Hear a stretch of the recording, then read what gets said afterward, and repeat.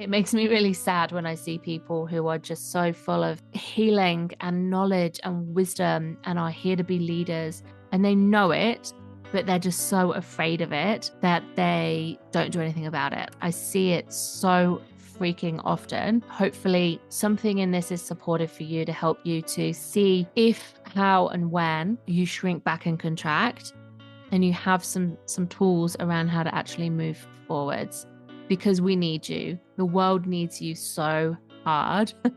We really need you.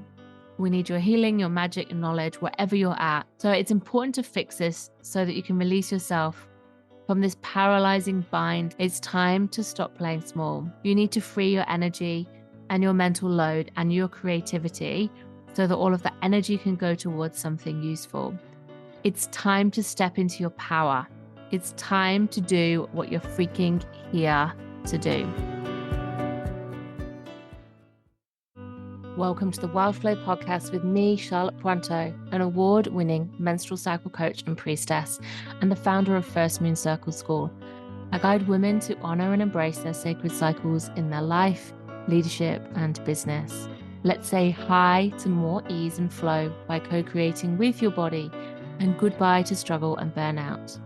This podcast features soul-enriching conversations, inspiring you to love your cycle, lead as a sacred leader, and grow a life and business that serves you by harnessing cyclical life and business practices. Join me and other change makers, thought leaders, and wise women to embrace and embody your wild flow. Hi, and welcome back to Wild Flow Podcast with me, Charlotte Puanto. How are you today? I hope that you're well. For me, I'm cycle day 7 and I'm feeling slow and gentle ease out of what's been a long wintry week for me. I felt like I had a really beautiful autumn with the last cycle. There wasn't really any PMS. There wasn't moods. There wasn't exhaustion and like, oh my God, I just don't have anything left. There wasn't a real separation and need to retreat. But also I had a really busy weekend. I had 4 days down in Melbourne, which was incredible. I went down for a Beautiful You coaching academy, which was the life coach academy I trained with initially.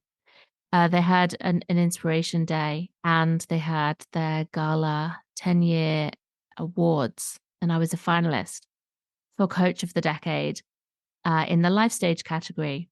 And it was an incredible few days. My friend came along and we just hung out and chatted nonstop and were so inspired because she's doing the training too. But I got to see people who I've been connected with online in person, sometimes for the first time ever. And the energy in the room, both rooms over both days, was just wild. It was so inspiring and activating. It was like fire and heart all at once. It was like a soothing balm, but also a real energetic shake up. Like, come on, let's do this. Remember why you're here. Get back to what you're really passionate about and let's go. So I felt like I didn't get this time to retreat over the weekend. I spent Saturday having my hair and makeup professionally done, which was lovely, and getting all glammed up. And then we went to these awards and I was dancing till nearly midnight. And even though I was on day 1 of my cycle, I just felt so in my heart and so beautifully connected and able to be myself, and to just listen to my body. But I did have to push through. Normally I spend my day 1 or day 2 really lying low and often in bed and having a long lie-in and a nap and like outsourcing as much as I could. And I certainly would never cycle sync events like that to my, if I had a choice, but needs must.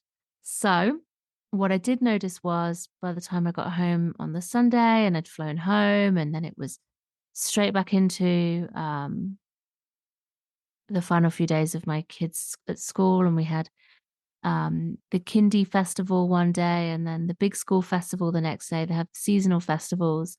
at the end of every term. So this was the Autumn Harvest Festival, and it was so special. And then last night I had my jujitsu grading night, and I've spent the last 3 weeks really, really working hard, really training hard, really using my brain, trying to remember these 35 sequences that I had to perform for my third stripe. So it was really taxing mentally to remember the name and the order and what all these moves were, and then physically to keep practicing, practicing, practicing, practicing, practicing to get these moves absolutely technically perfect. And last night I took my kids along and they had their grading first. It was beautiful. I got to give my middle daughter her third stripe on her grey white belt. And then my eldest daughter got her new grey belt. She got a promotion, which was so beautiful. I got to give it to them both. And then I had my own performance to do my own grading, and to celebrate everybody else. And we just had a really wonderful time. So this last week has been high energy, out there, physically, mentally demanding. And I'm really curious to see how it's going to shape me over the next few weeks, how this cycle is going to play out. Because my next period, I'll actually be fresh off the airplane in the UK. Can't believe it. I'm going to be in the UK in 3 weeks' time. It's kind of blowing my brain a little bit. So, yeah, I'm just going to be really watching. And I think this means that now we're on school holidays for all of those next 3 weeks until I jump on the plane.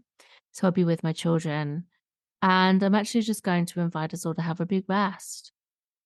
Oh, to be present with them and slow down. And I'm not, I don't have any days of work scheduled in. I'll have to take some here and there. And if I can be flexible with my husband, because we don't have care in the holidays, we don't have family down here. So I'm going to have to see what I can do. But I just want to be gentle with myself. And so my priority is to not hold back, because I'm also, this month is all about, for me, talking about what I've got coming up in May and June. And I'm starting a brand new cyclical business mastermind that I'm just absolutely so excited about and so full of fire and just feel the passion for, because I'm on a mission to help as many women remember their power, to stand in that power, to live and work deeply on purpose, to create an abundance, and the money kind, but also all those other measures of success that feel abundant to you. So maybe that's having more time and space and ease or presence at home.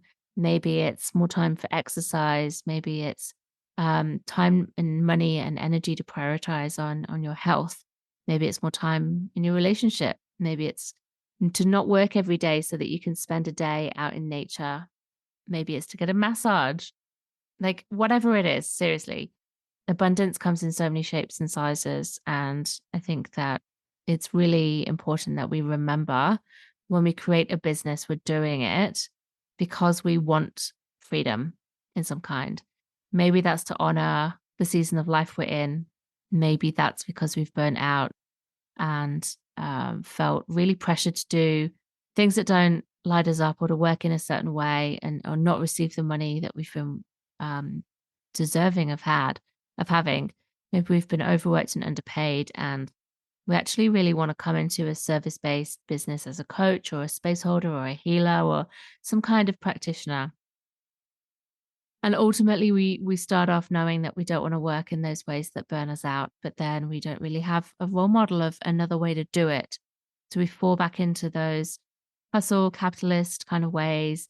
We listen to mentors who tell us not to leave money on the table, which is an expression I heard someone say at the Beautiful You Inspiration Day. And I thought, yes, that resonates hard. When we hear people say, like, let's squeeze all the money out of someone that we can, let's charge absolutely whatever we possibly can get away with, instead of whether that feels aligned and true for us, whether it's, we want to take back the money that we've probably missed out on in previous life work times and workplaces. But actually, what we're really craving is to be able to listen to our body, to honor the season of life we're in and our desire to be present and value and prioritize these other measures of success and to feel abundance in all these different ways, as well as earning what we want to earn to sustain everything, to make it all possible. So, as part of this mission, I'm really, really on a journey, on a yeah, I'm in process of really speaking about what cyclical business is and why it's important, but also what it looks like, what it actually looks like, and what's involved. And so it involves leadership. So seeing ourselves as a leader, a thought leader, a leader for people who are on a similar path to us, but a step or two or a few behind us, leading from a place of determination in whatever we're here to bring, in our way of doing things, in our medicine and our magic, being here to change and create good in the world. It's about honoring our cycle. So, whether you have a menstrual cycle, really working with that and knowing you don't have to be consistently on at 100% every single day and pushing through. Honoring your cycle and knowing that rest is as important as doing, and visioning and reflection is just as important as all that planning and achieving and delivering.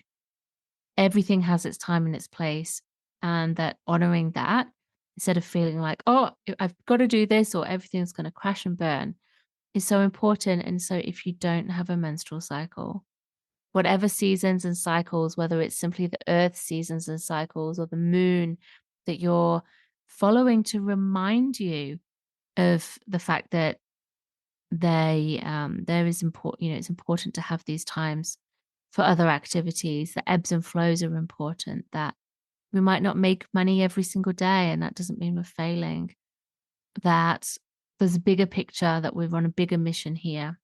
And so the other part of it is the strategy. What do we need to put in place? It's like the masculine energy that holds all of this feminine service and cyclical energy. It holds it all. It gives it shape and structure and meaning. And it's because of this structure that we don't need to be on all the time. It's because of this structure that our clients get loved on all the time, even when we're not on, even when we're living our life, even when we're with our kids or we're napping or we're dancing around in nature, whatever it is.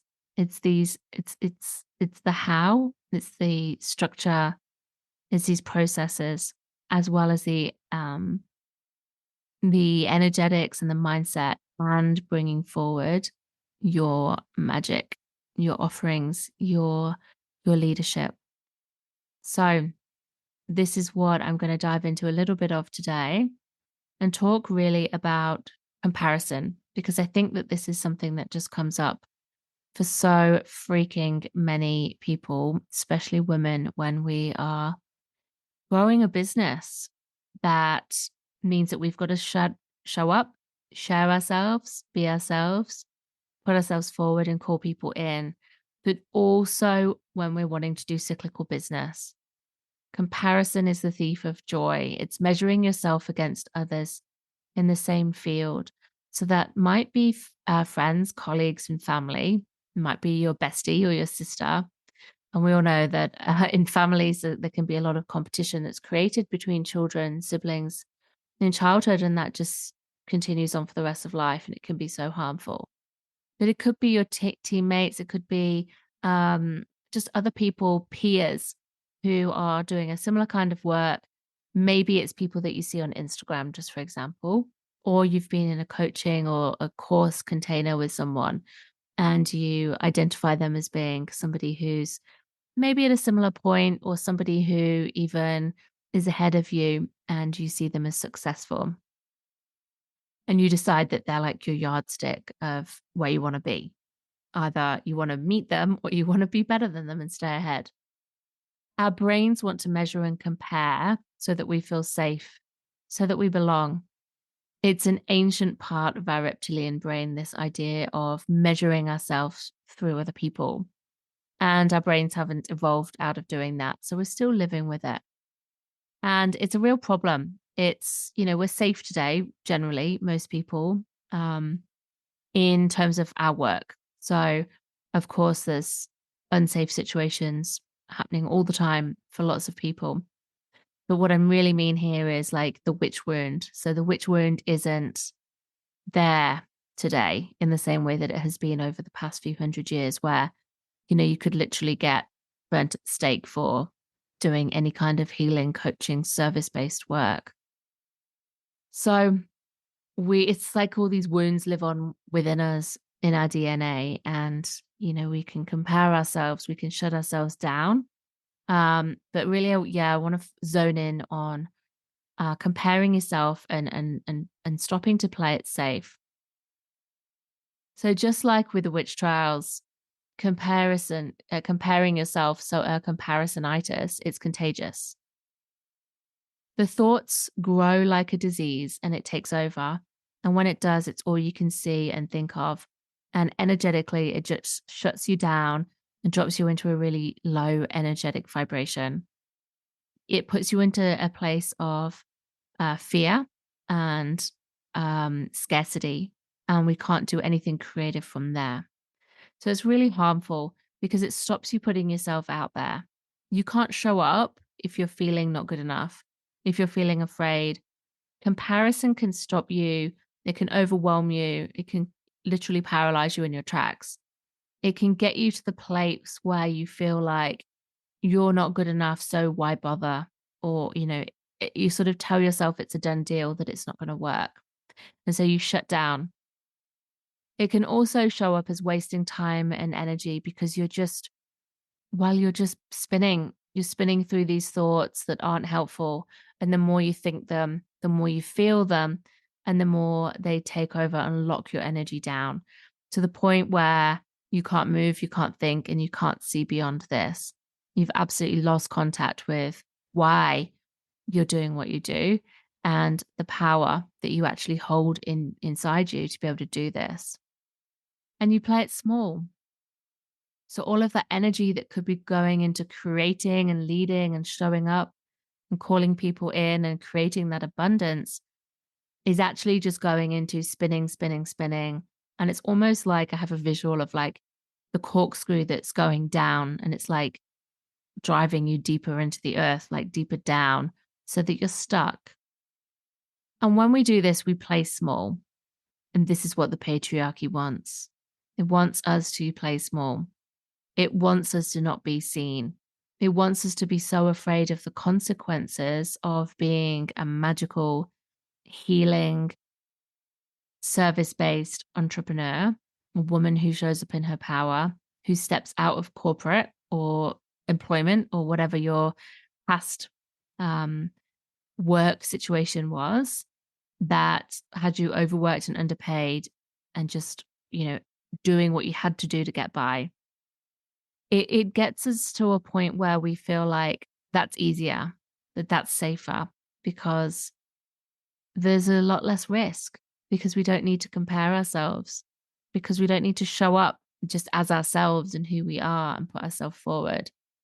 It's putting us in that place where we've internalized all that fear.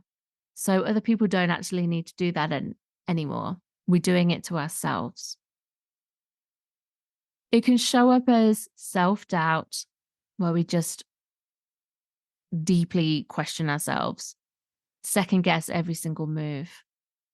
If I do it like this, is that right? What will people think?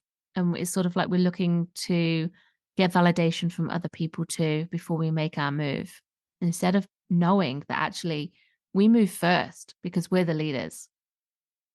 It makes you think you're not good enough and you're not ready. And so you pause. You feel like you don't have everything you need. You don't have all the training, the learning, the knowledge, the life experience. You're not ready yet. And so you decide, I'll be ready or happy or whatever when. And that might be you've taken yet another course, or you have got whatever clients, or when the kids go back to school, or when I reach a certain age, or when I finish doing XYZ. In truth, that time of being ready and happy is never actually going to come. It's a myth and an illusion. And with integrity, it's better to act sooner to get started before you're ready and share the journey, share the process, share the thinking behind it, share where you're coming from, and invite people to share that long before you actually start putting anything out there. This idea of perfectionism is so tied to comparisonitis because you're seeing all your flaws reflected back to you when you look at somebody else. Oh, look at them. They're amazing. They're perfect. They've got it covered. They're better than I am. And you see in yourself all the ways that you don't feel good enough yet. And so we decide if it's not perfect, I'm just not going to do it at all. Better to just hide and wait. But perfectionism is a, a mask. It's a strategy for delaying, for keeping us small and paralyzed and still. There's no such thing as perfect, only progress. And I always say that to my kids, to the point where my kids say, there's no such thing as perfect. I heard someone say perfect. There's no such thing as perfect. And I'm like, okay, well, that's, there is obviously, but I really want them to just feel like it's about progress. Did you make progress? Did you learn anything? Even if it was a hard lesson learned, what did you get out of that experience? What's your next move? Instead of going, it has to be perfect or I'm not going to bother. And this obviously just goes back to school for so many women, particularly where boys are celebrated for their efforts. Oh, you did good, whatever. Like whatever they did is a good effort. Whereas for girls, it's like, oh, you could do better. Like it better be perfect. The way that, I see I remember myself as well, just, wanting things to be presented perfectly, not wanting to put my hand up and even have a guess because I just didn't know if I was right or perfect. And I just absolutely, as a child, could not even have a go. And it's been a real journey for me as an adult to go, fuck off. I'm not even going to be shut down or scared of having a go because my guess or my opinion is great and I'm celebrating myself for even trying. It's like when somebody says, you know, does anyone have any questions? And I go, oh, my brain wants to go, oh, is that a good question? What can I ask? And then my brain kind of shuts down a little bit and I go, oh, just hide. It's like being a kid again. Business can really bring up all of your shit and shadows. So if you were a perfectionist at any point in your life, even if you're recovering now, is sure as hell going to come up for you and play into this idea of comparison and ultimately into keeping you small and safe. When we just hold back and dim our light, we're doing ourselves such a disservice and those who need us. When we hold back, we're not progressing towards our potential. And wherever you're at, whether you are just beginning or you have been doing this for a while, we're always evolving. Like I've been in business for over 5 years, like 6 years now, and my work has evolved so much, so much since I started off. And that's great. So if you're thinking, oh, it needs to be all perfect, all mapped out, I need to have my niche, my offers, my whole branding and strategy perfect before I can even get going. I just want you to know that is such a fucking myth and um is just really, really limiting you.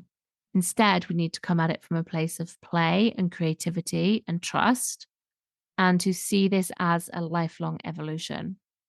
When I started off, I was doing um, mentoring, mentoring and workshops in my community for girls on different self-care topics, friendships, body image, that kind of thing. And I hadn't even thought of working with women. I thought, oh my gosh, no, I don't want to work with women. I don't have anything to offer them. I can't do that. And after a while, as I was starting to hold women's circles in my local community, I realized, oh, maybe I could actually do like one-on-one work with women. Maybe I actually could do that. And over time, as I added coaching to my toolkit, I started off doing self-care work with mums on sacred self-care. It's helping them to really drop into not just a bubble bath and not putting themselves last, but helping them to feel their worth and their value and their to really honor that process of becoming themselves, finding themselves in motherhood. And from there, I started doing cycle work, and First Moon Circles came along. And I went really into period coaching. And then it became more shamanic and womb wisdomy and rites of passage focused. And then it became more about taking people on their spiritual journeys through their cycles into their inner healing and their transformational processes. And now, more recently, as the women that I work with all tend to be coaches, space holders, practitioners of some sort, women who have their own business or desire to, it's become really about, okay, how can we bring our cycles and our seasons into how we work? Because, okay, we're following our menstrual cycles or the moon or the seasons, but are we actually practicing what we preach and really integrating and embodying it? Or are you still just like, you know where you're at in your cycle, but you're actually just burning out? You're actually still working too hard. So how can we actually bring this cyclical approach into our business and lead from that place? So it has been a bit of an evolution, and I'm got no idea where I'm going to be in a year, 5 years. Like I just don't do those plans. It's like because I don't know. I'm also really focusing on my priestess work, and I'm doing training, very deep and intensive training on that this year too. Um, which is amazing. So I am just on this constant spiritual journey as a human, but also as a coach and a space holder, and obviously as a priestess too.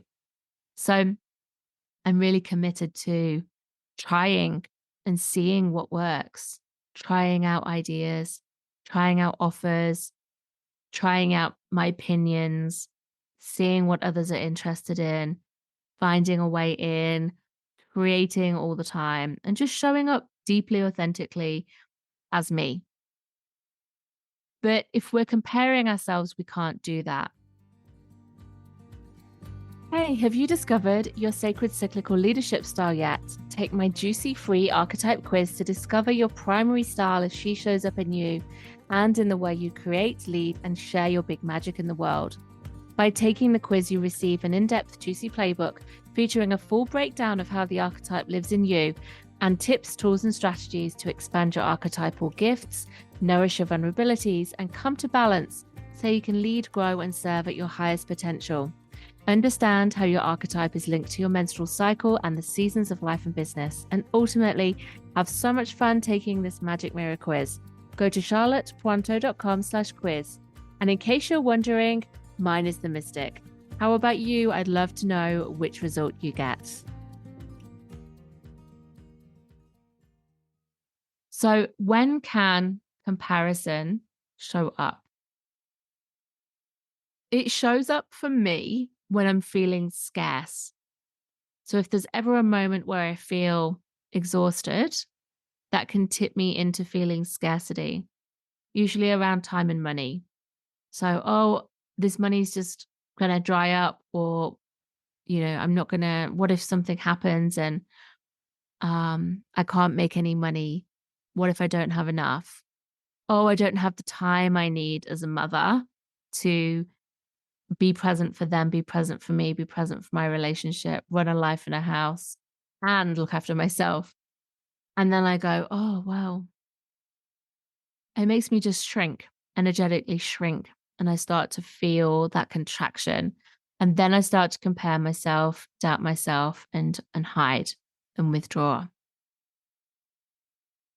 It can definitely come up when I'm about to be visible. So if I'm about to put myself out there in any way.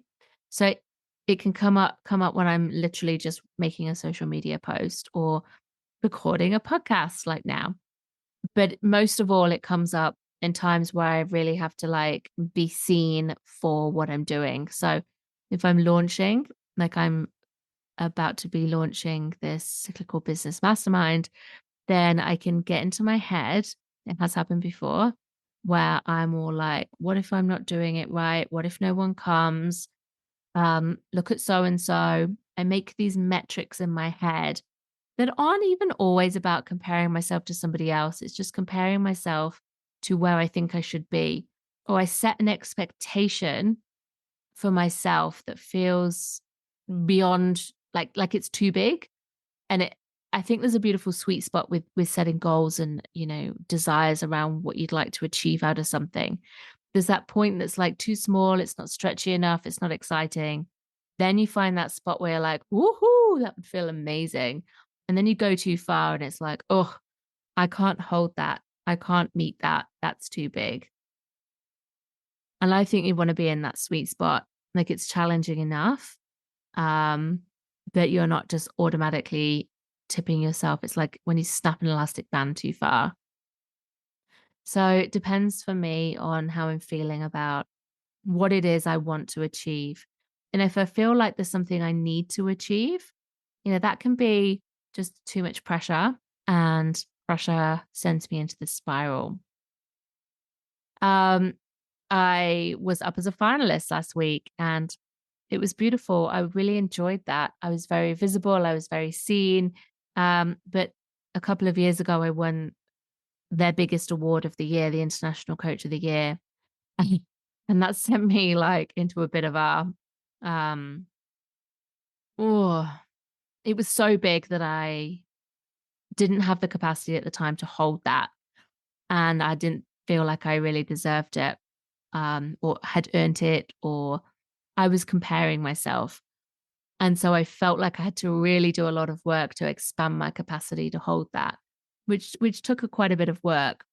Whereas this time I was in a room with such a lot of big hitters. I didn't win, but I still felt like I deserved to be there and I had really had earned that.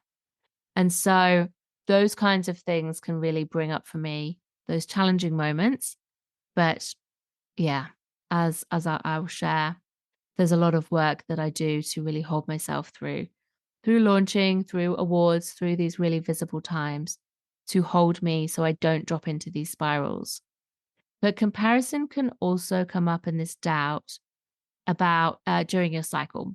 So in the menstrual cycle, for me, it comes up in I think there's two times where it comes up. The first is in my inner spring.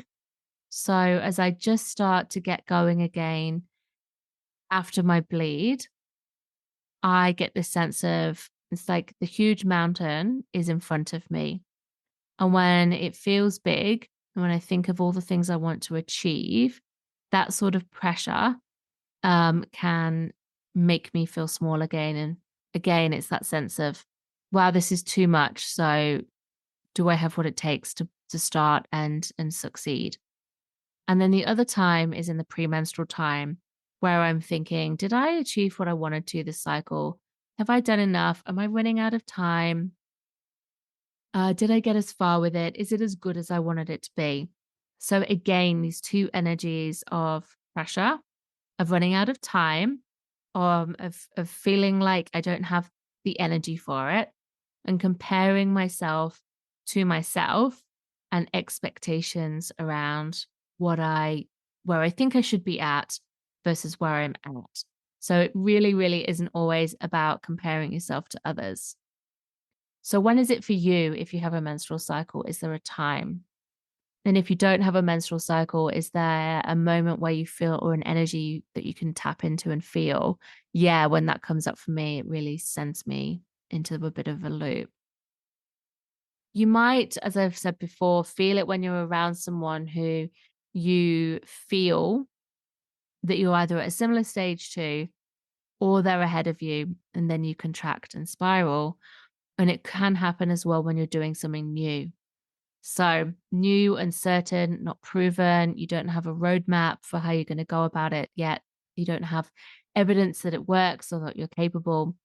And so the fear of it not working or not living up to your expectations can just stop you dead.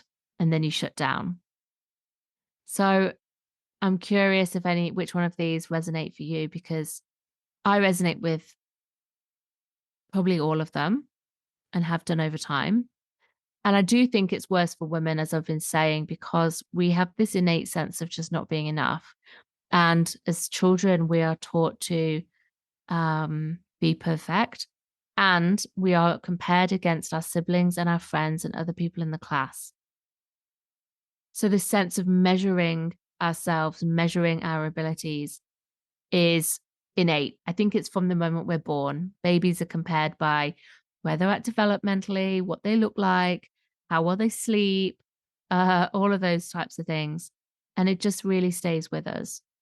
So I want to talk about how to release it and how to move through these feelings, because it makes me really sad when I see people who are just so full of healing and knowledge and wisdom and are here to be leaders, and they know it, but they're just so afraid of it that they don't do anything about it.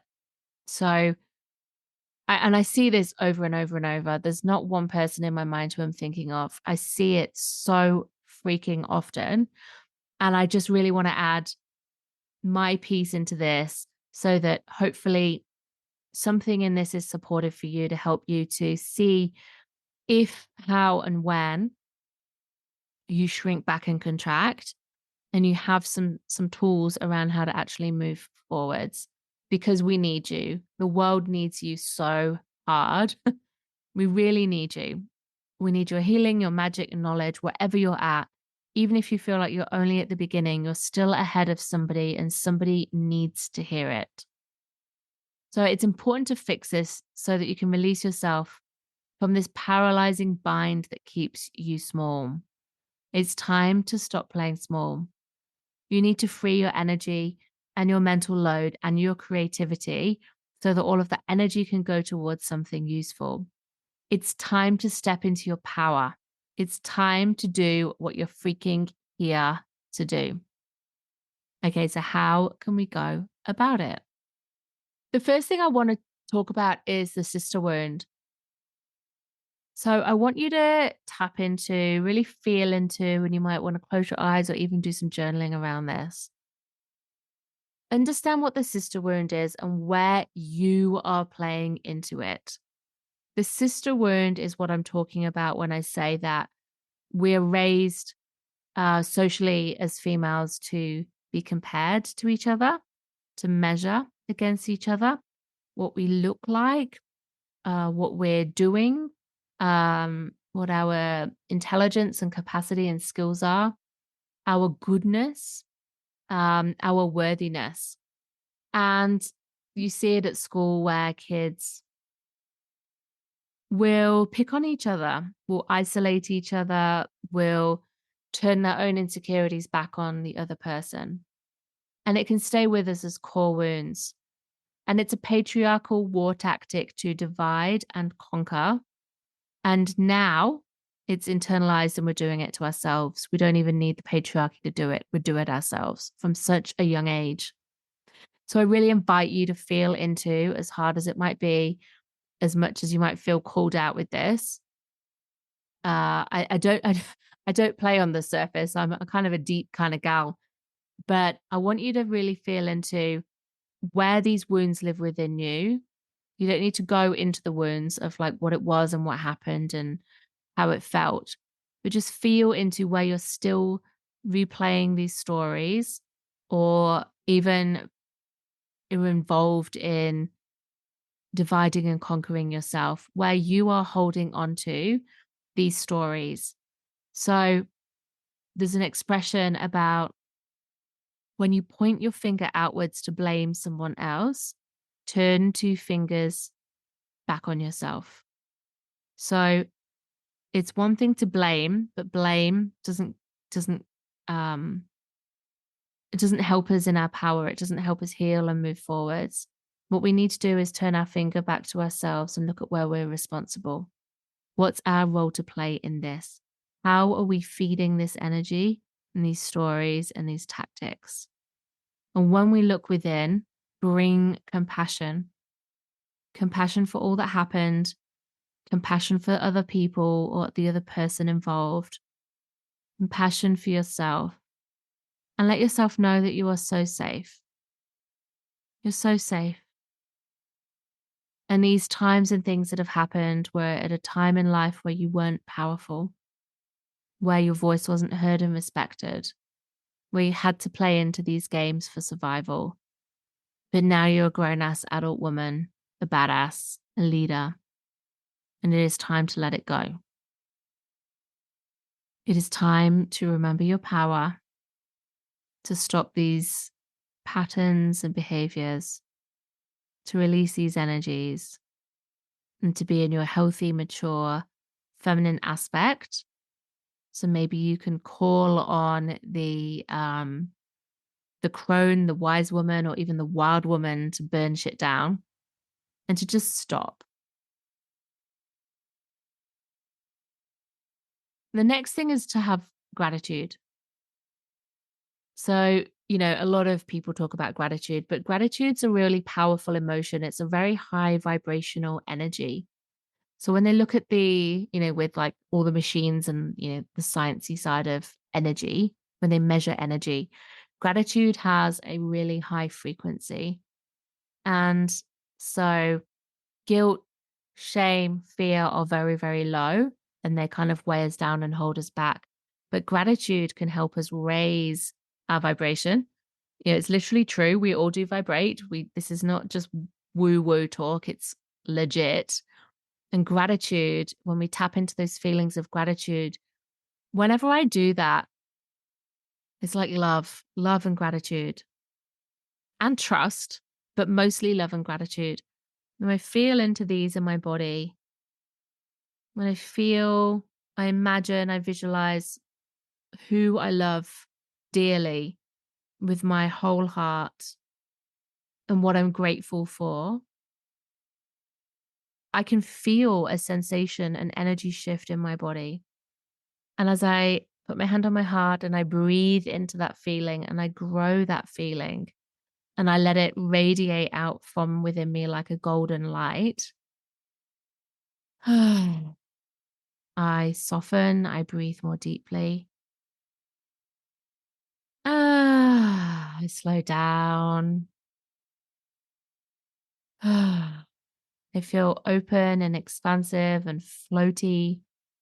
And I can feel my energy, like the bubble of my energy. It moves way outside of my actual physical body and out into the room. And my posture, I sit up, I put my chest forward and my shoulders back.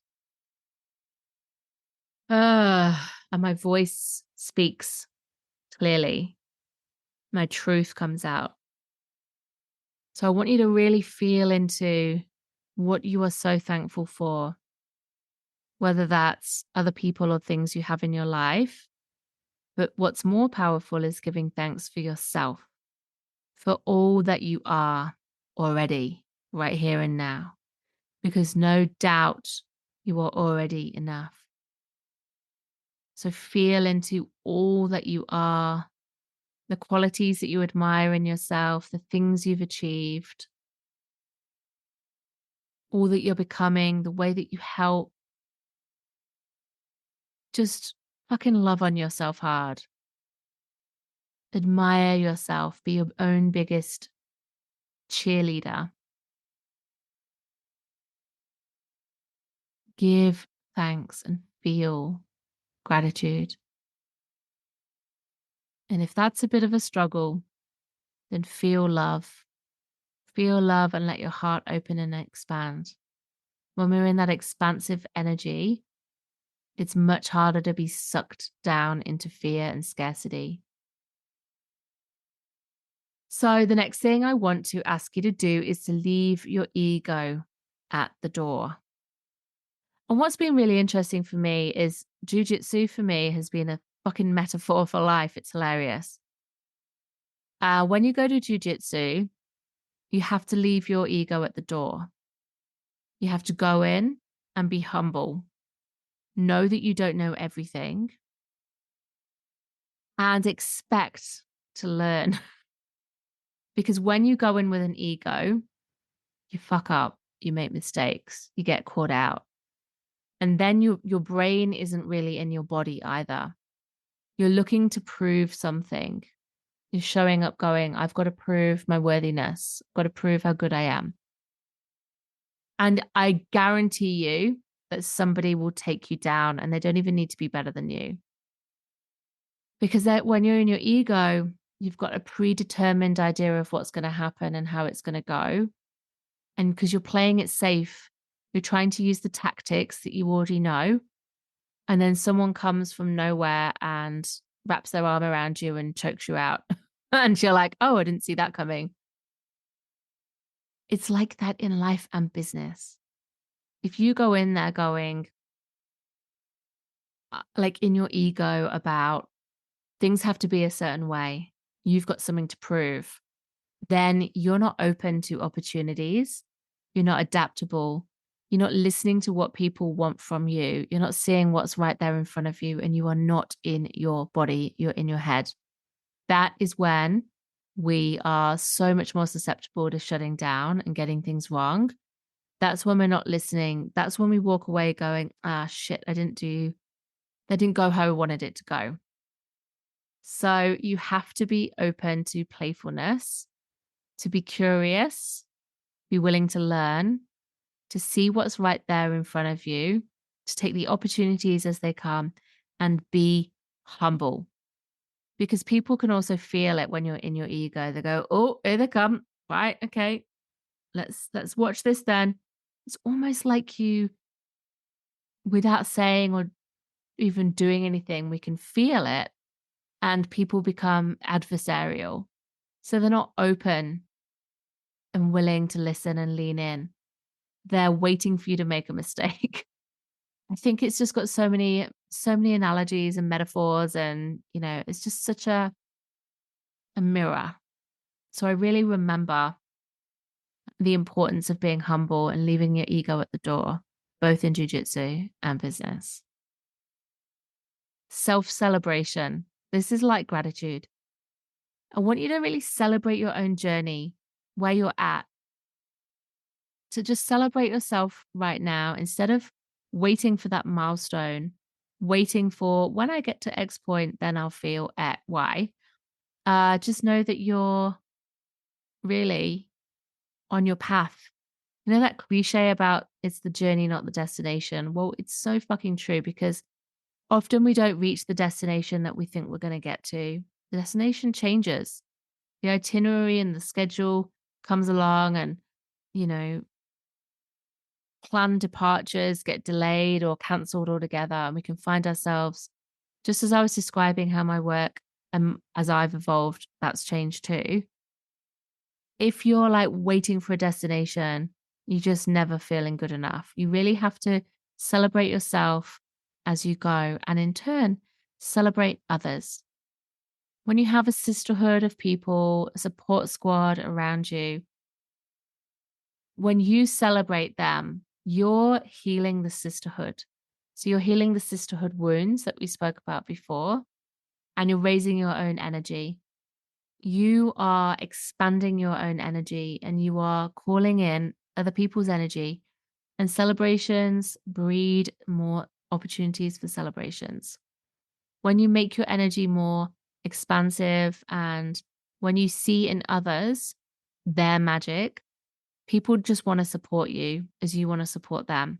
So we're opening to receptivity, this whole energy of being open to receive and allowing ourselves to receive. Because as we celebrate others, they're going to celebrate us. The more we can get used to accepting compliments, accepting competitions, the more we expand, the more we shift our mindset from scarcity to abundance.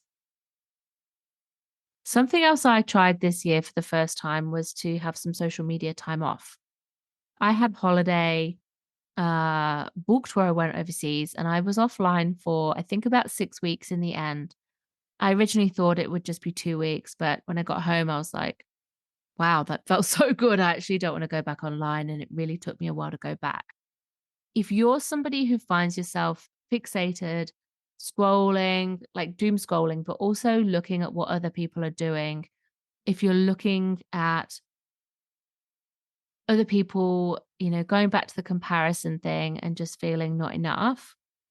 If you've got low vibrational stuff on there, it's going to bring you down. And I really do recommend curating your feed really carefully.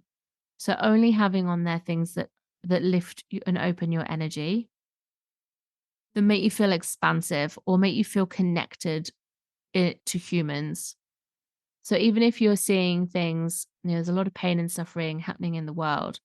So long as you're seeing people, uh, then you're not going into the comments and scrolling through all the hate, for example, then that's really powerful. So remove people who trigger you or just mute them. There's nothing wrong with that. Have real boundaries about how much time you spend on there. It's really terrible for mental health. It's one of the number one biggest issues these days. We see it in children, but it affects adults too, 100%. I often feel like I wouldn't have had a business if I'd have not been using Instagram.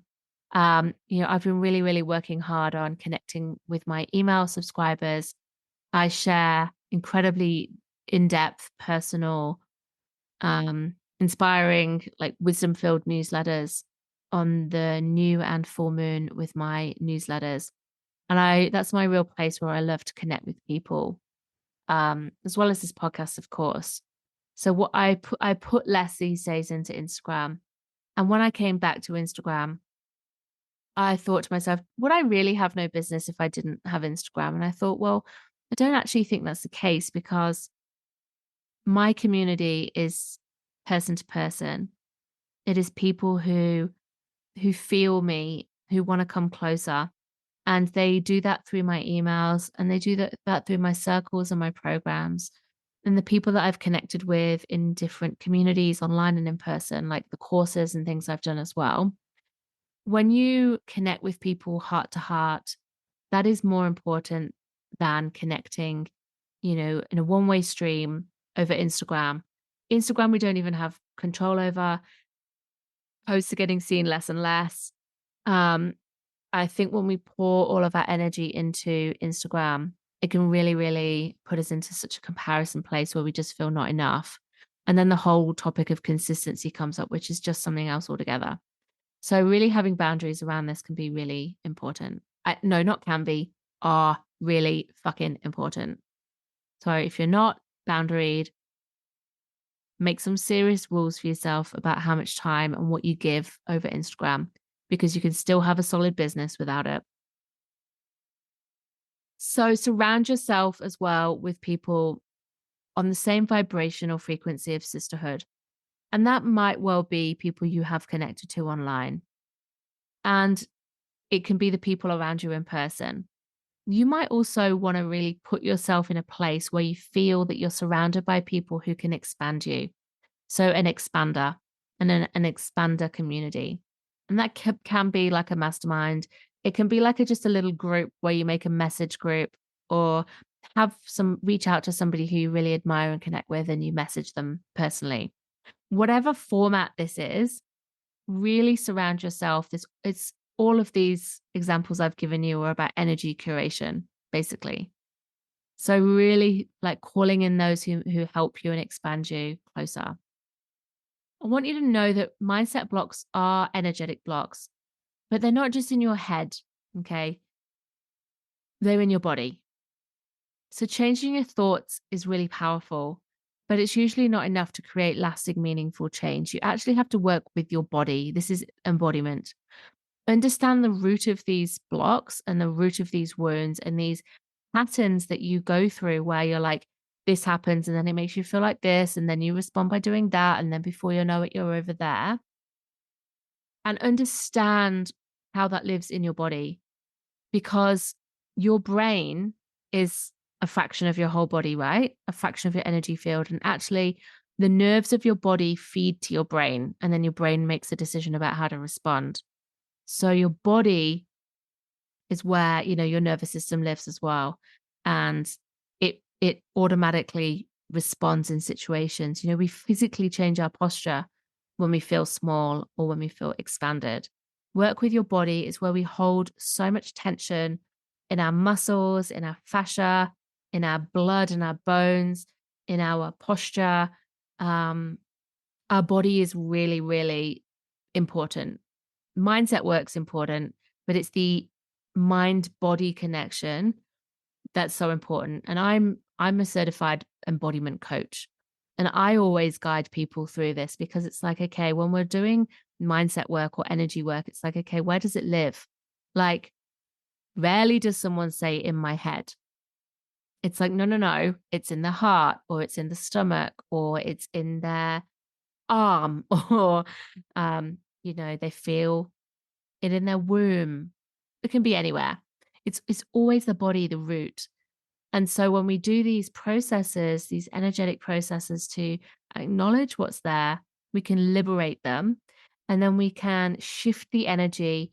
We can transmute the energy, and transmutation is that permanent change. And we can liberate them from our energy field. So we're not holding it anymore. And as part of that, we can rewrite stories. Okay. So mindset work is not enough. And that's why I really believe in this mix of cycle work, embodiment work, creating the structures and the systems and the processes that hold us in that masculine way, so that from there we can actually flow and create these ways of doing things that are all about connection and joy and speaking our truth and following what we're really passionate about, and doing it in a way that we're not burning out. And it's about having the right people around you who get it, who get the vibe, who are the vibe, who bring the vibe.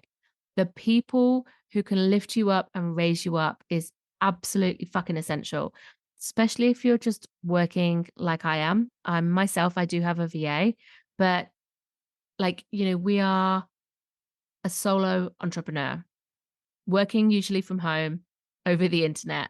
And even if we've got clients, when you have your own business like this, you don't have like a team who you can go and talk to, or a manager. Like, we have to make those decisions. And it's so much quicker to move through all of this and to expand and to grow when we have this energy around us, this sisterhood of women on the same wavelength, who are genuinely here to celebrate, collaborate, share, inspire, and raise each other the hell up. And to do this mindset and energetic work as well, because, you'll find that you're not the only one, and that others are going through it too. And so it is possible to DIY, of course. And yet it's always quicker when you've got somebody else holding that space for you. And I know it too. When I have a coach, things just grow and flow so much easier. So, I just think that it's so important. So mindset, embodiment work, cyclical strategy work, leadership. Let's get going. So if you're interested in any of this, I really want you to take away those tips that I shared for you. And if you want to go, you can catch the transcription. I put it onto the show notes. So just click through to the show notes. If you want to scroll back and you're like, what did she say again? You can see the transcript of everything I've just said. So you can go back and copy it, paste it, print it off, or whatever, to remember. And I really encourage you to think about when these moments come up for you of, fuck, I'm feeling that contraction, like my shoulders are rounding, like I'm bringing my hands over my chest, I'm ducking my head down, I'm avoiding the gaze, my head spinning round and round and round. And so notice the pattern, notice what causes it for you. And then to tap into some of these practices, which are very much energetic and embodied, about shifting that energy. If you're interested in joining the Cyclical Business Mastermind, then applications are going to open up at the end of April 2024. We're going to begin at the start of June when I get back from the UK. So May is going to be joining and me onboarding you, opening up the container, getting prepared, getting those foundations ready, so that come June, we can fucking go. And for some of you, that's going to be summer. For some of you, that's going to be winter. And it's going to be about really working with you and your cycles and seasons. So I'm not going to be there going, let's go, hustle hard. Like, you need to achieve XYZ so that I feel good about myself as a coach. No, I'm going to be there going, what do you want to achieve?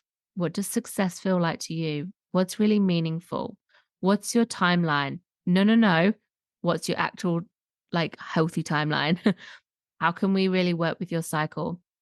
How do you want to offer this? What do you want to create? How do you want to feel when you're doing this? Now let's look at some strategies to help you do that. What feels good for you? Here, let me help you and give you the benefit of my experience. But I also really want to co-create with you. So absolutely, all of what you want to do is so important. I'm not here to do shit for you. I'm here to hold you through the energetic stuff so that you can come into your power, fully trust yourself, be opened and expansive and activated to create and lead whatever that means for you in your own way, so that you can fulfill your desires of success and abundance, whatever that means for you. It's all about doing it on your terms. I and your future sister squad are going to be here to really hold you. So pop your name on the wait list. The link's in the caption. And you're going to get the first VIP invitation to apply. And when I say apply, I want to know who you are and what you value and what you're working towards and where you're at now and what matters to you, because I want to make sure that you're the right fit and I'm the right fit for you. So pop your details on the wait list and I hope to hear from you. And if this isn't for you, then I hope these tips are helpful for you next time you feel yourself in this position. Also, a shout out. If you're in the UK, I'm going to be doing a VIP day on Saturday, 18th of May in a beautiful yurt down in Bisley, which is near Woking in Surrey. And it's a day where we're going to be diving into these 3 pillars. And I'm going to be helping you with your energetics, your mindset, your cycle, and the structure to help you have a plan, a clear plan, clarity, high energy to work in a very cyclical, honoring way and to feel like you're supported to do that on your pace. So it's going to be tools, strategies, the energetics and embodiment work, and just a beautiful time together. I really want you to come if you're in the UK. You can, Saturday, 18th of May, there's concession tickets, which are now available as well. So I'll put that link in the show notes too. Sending you loads of love. I hope that you go well. I hope you can really feel into the absolute possibility of doing business in this cyclical way. It doesn't need to be hard or forced. It doesn't need to make you sick. It can be abundant and spacious and easeful, but we have to do that deeper energetic work so that we remember it's possible, so that we can hold ourselves through all of this. And then you can show up to share and to lead. With so much love until next time. Thanks so much for listening to Wild Flow. I love having you here and hope you loved this episode. If you did, please show your love by leaving a rating and review and share your fave episodes with your cycle and biz sisters and those who haven't yet discovered the power of their body and cycle.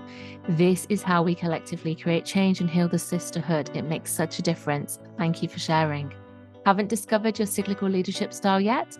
Take my free Much Love quiz now to receive your free in-depth playbook on how to up your sacred leadership, grow your business, and thrive by embodying your cyclical archetype. Go to charlottepointo.com/quiz now. Until next time, be devoted to your body as guide and your cycle as oracle.